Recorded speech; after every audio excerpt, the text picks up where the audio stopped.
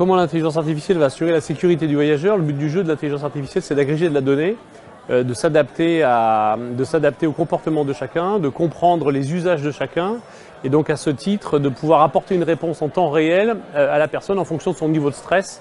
Donc l'intelligence artificielle, en fait, elle va pouvoir déjà notifier en temps réel à partir de ce qui se dit sur les réseaux sociaux, sur Twitter, sur Facebook, sur YouTube, sur Instagram, de capter la donnée, de la géolocaliser, de ce que disent les gens sur un lieu donné et de pousser l'information à la personne selon sa géolocalisation à travers son smartphone. Donc ça, c'est une application très concrète.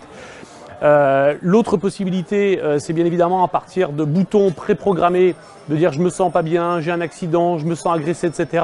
D'avoir des checklists de réponses automatiques qui sont proposées à la personne de manière dynamique et d'avoir donc une gestion de crise dynamique de son comportement face à une situation qui lui arrive. Donc ça, c'est des exemples très concrets de ce que l'intelligence artificielle est capable de faire. On n'a pas tous la même sensibilité au risque. Et donc la réponse va être adaptée en fonction de chacun. L'autre possibilité, mais tout ça c'est des technologies qui existent maintenant et c'est ce que nous développons aujourd'hui, donc on n'est pas en 2025 ou en 2030, on est en 2018, eh bien c'est au travers d'une analyse de la voix, non seulement de la tonalité de la voix, du rythme de la voix, des mots qui sont employés, de la structure de la phrase, on va être capable de connaître le niveau de stress de la personne. Et donc de lui pousser des solutions qui vont lui permettre de gérer son stress, non seulement la réponse en termes de méthodologie comme on l'évoquait à l'instant, mais de gérer son stress en termes de comportement.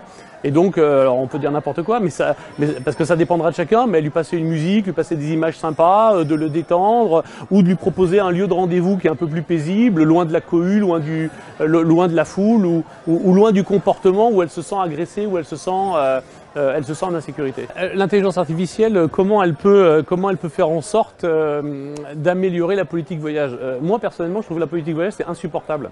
C'est-à-dire, moi j'ai envie d'être unique, on a tous envie d'être unique, on n'a pas envie de s'adapter à une entreprise. Et aujourd'hui, si on veut recruter les meilleurs dans tous les métiers, dans toutes les entreprises du monde, si on est dans la guerre des talents, il faut être capable de leur amener des réponses qui répondent à leurs attentes.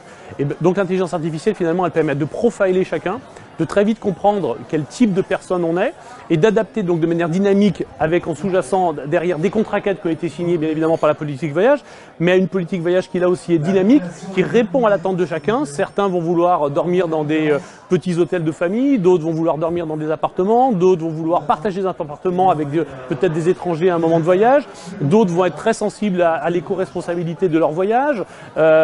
Et donc c'est d'adapter le comportement, la dynamique de voyage, le processus de voyage de la personne en fonction de qui on est, de qu'est-ce que j'aime faire, qu'est-ce que j'apprécie.